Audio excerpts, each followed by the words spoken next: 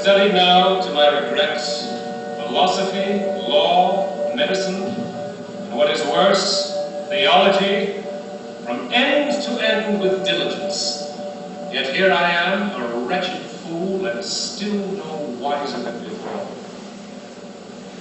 I've become master, doctor too, and for nearly 10 years I have led my young students a merry chase up, down, every which way, and find that nothing can be known. This is more than heart can bear. I may know more than all those dullards, those doctors, teachers, officials, priests, but I get no joy from anything. Don't imagine what I teach could better mankind or make it godly. And yet I have no land, nor money, nor any splendid worldly honors. No dog would want to linger on like this.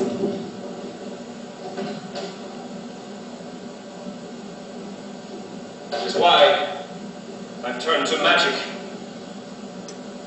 in hopes that with the aid of spirit power, I might solve many mysteries. Spirits who hover near to me, give me an answer if you hear my voice. A sign of the macrocosm. As I gaze, rapture fills my senses. I feel youth's sacred vital happiness course with new fire through every vein and fiber. Am I a god? I see so clearly now. In these lines of perfection I behold creative nature spread out before my soul. Look, heavenly forces rise, descend, pass glowing urns from hand to hand, and fill the universe with harmony. How grand a show! Still, alas, mere show. Infinite nature, when can I lay hold of you? You fountains of all life on whom the heavens and earth depend, towards which my withered heart is straining. You flow, you nurse, and yet I thirst in vain. Damnation! My assistants. Excuse me, but I hear you are declaiming. No doubt you've been reciting some Greek tragedy. That's a skill I wish I could improve, since it's so useful nowadays. I've heard it said, with no disparagement, that actors could give preachers useful lessons. They can, if the preachers are only performers, which I suppose may sometimes be the case. Still, confined to one's study so much, even on holidays hardly seeing people, how can one hope to affect them with rhetoric? If you have something that you really want to say, what need is there to hunt for words? Alas, that art is long and life so short. How hard it is to get the tools that let one get back to the sources. Is parchment then the sacred fount? And does one drink forever slake our thirst? There's nothing you can gain refreshment from that does not have its source in your own soul. Excuse me, if I think it a great treat to put oneself in the spirit of upstages. Alas, how hard it is to find corporeal wings to match those of the human mind.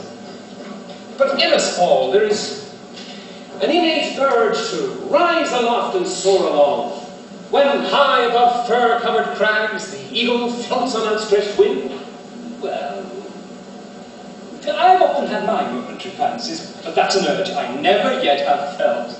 But one quickly gets his fill of seeing woods and fields, and I shall never envy any birdie's wings.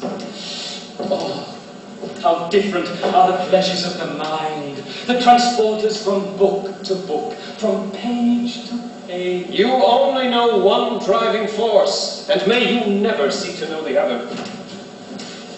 Two souls, alas, reside within my breast, and each is eager for a separation.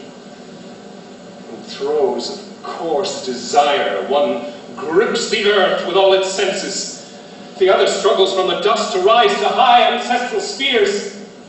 If there are spirits living in the air, that hold domain between this earth and heaven. Out of your golden haze descend, transport me to a new and brighter life. If I had but a magic cloak that could bear me away to exotic places, I'd not exchange it for the mantle of a king. Do not invite the too familiar host that floods the murky air. Do you see that black dog? The poodle, heard in the usual way, goes to the trouble of tracking its master. Do you notice how it races around us in a great spiral, drawing nearer and nearer? If I'm not mistaken, an eddy of fire that follows it closely wherever it goes. You see a dog. There's no spectre there. It snarls and hesitates, lies down on its limb, wags its tail. All just what dogs do. Come join us! Come! Well, it's a silly sort of creature. Stands still and it sits attentive. Speak to it and it runs away. My friend, the night is drawing on. I fear we'll have to stop for now. Oh, well, I would gladly have stayed longer to discuss such learned matters with you. I have been assiduous in my pursuit of learning.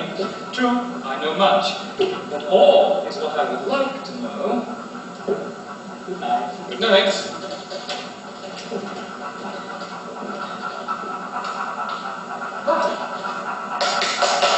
Here, Poodle! Here! Easy, Poodle! Stop running about! Why are you sniffing the sill of this door? Come in! That's it! Come in! Now! Lie down behind this stove. A welcome guest, if you'll stay quiet. The voice of reason is heard again. I feel impelled to open the New Testament and translate the sacred Greek original into my own dear native tongue. Hold up, growl.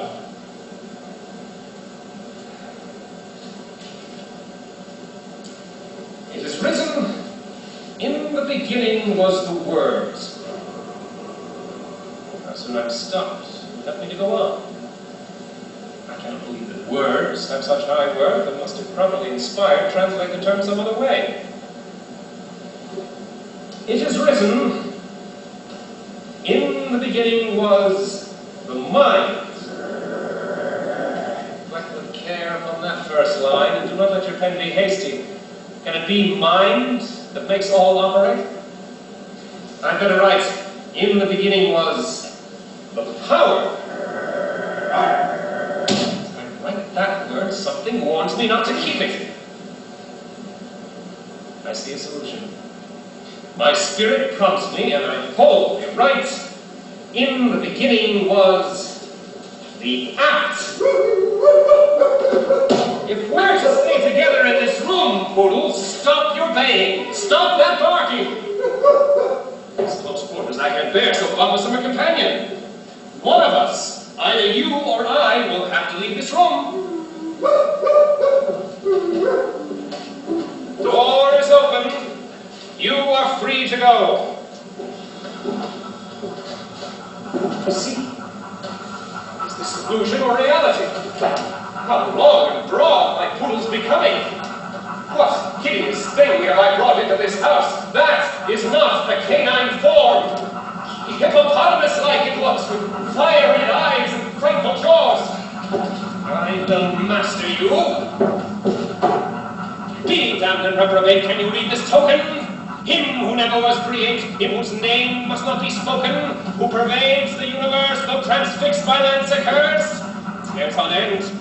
Swell, it is dilating to elephant size. Lie down at your master's feet. Ah! Be sure, this is no little threat. Holy fire will scorch you to death. Do not wait until you see the glowing light of the Trinity. What's all the noise?